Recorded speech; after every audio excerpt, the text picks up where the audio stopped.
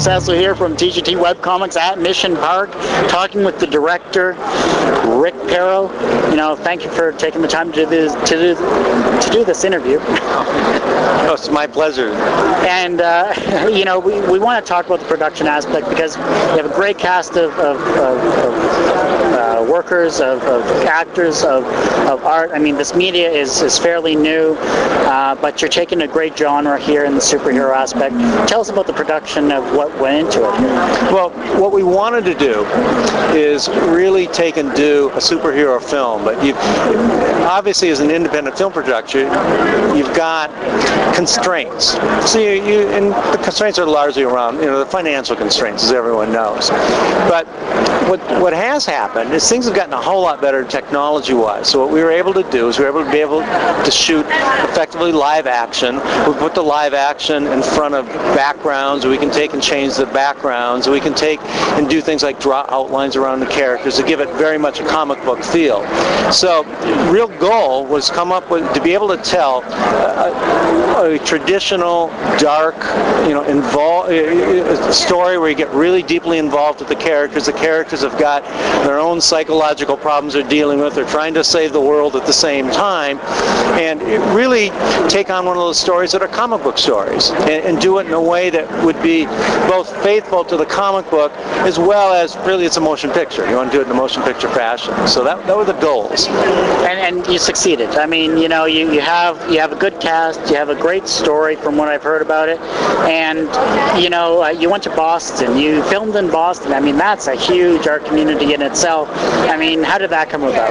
Well, we live in the Boston area, so that you got to take advantage of the city you're in, and effectively what you do is you say, well, okay, I live here, this is where I want to do the picture, and you get the appropriate permits. You go talk to a lot of people. You got to get the locations. You got to do all these things, and that's part of the production process. I think that anybody who does a film, a lot of it is preparation. Where are you going to take and actually shoot this thing? Who are you going to use in it? What kind of story do you want to tell, and how do you need to approach telling the story? So we did that with this particular film.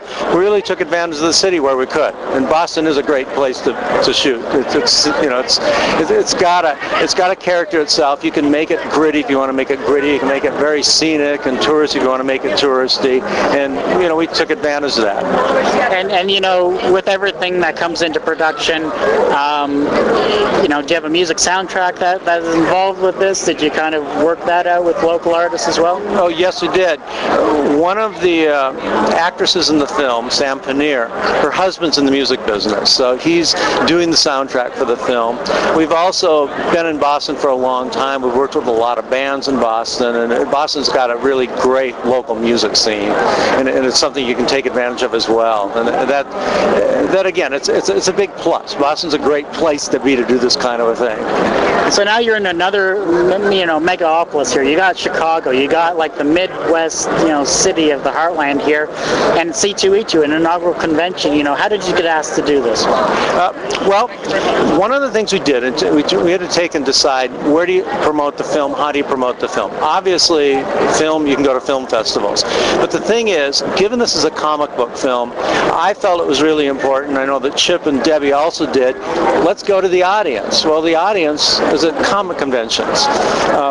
As it turns out, I grew up in Minneapolis, so I'm pretty familiar with the Midwest. So I've been to Chicago, you know, many times. Chicago, in a sense, feels like home.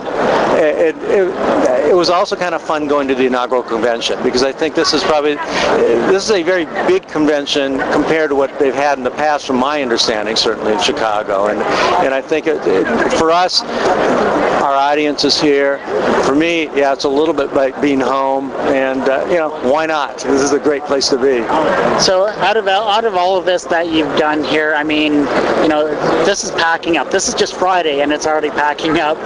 And I don't want to take any more of your time, but C2E2 inaugural convention, what are you personally going to take out of this? One is, I think we take tangibles, you get to be able to introduce your product to a lot of different people. People walk by, they talk about what they've been doing, and you kind of talk about what you've been doing. That again, it's a big plus for this kind of a thing, because these are brand new characters.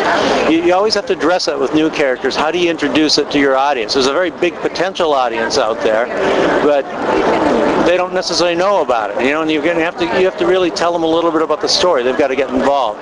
So I think that's probably the big thing we take out of it. We take away a lot of chances just to talk to people, shake their hands, talk to people like yourself, because I think you guys are doing a lot for not necessarily traditional media. You're pushing the boundaries. You're saying, okay, we're moving off of what things were doing in the past. It hasn't gone away, but there's a whole brand new world out there, and I think for us it's a pleasure talking to you guys. Well, being a fan, being a reader of comics, of web comics, of watching movies, both Mike and I are huge movie fans.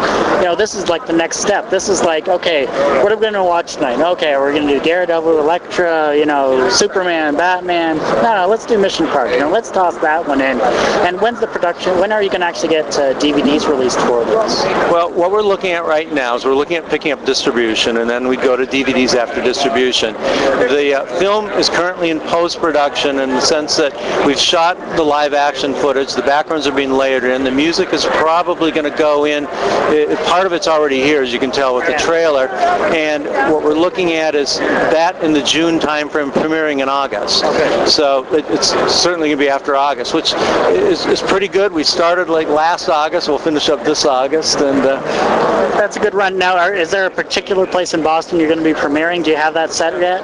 That hasn't been set. In the past, we've premiered at a couple of different theaters locally in Boston, and there's some good places to go. Well, I just want to thank you very much for being on this interview. I just want to thank you for taking the time. I'm going to let you get back to the fans here. They're all around here, and I just thank you very much again. My pleasure. It's been great. Thank you.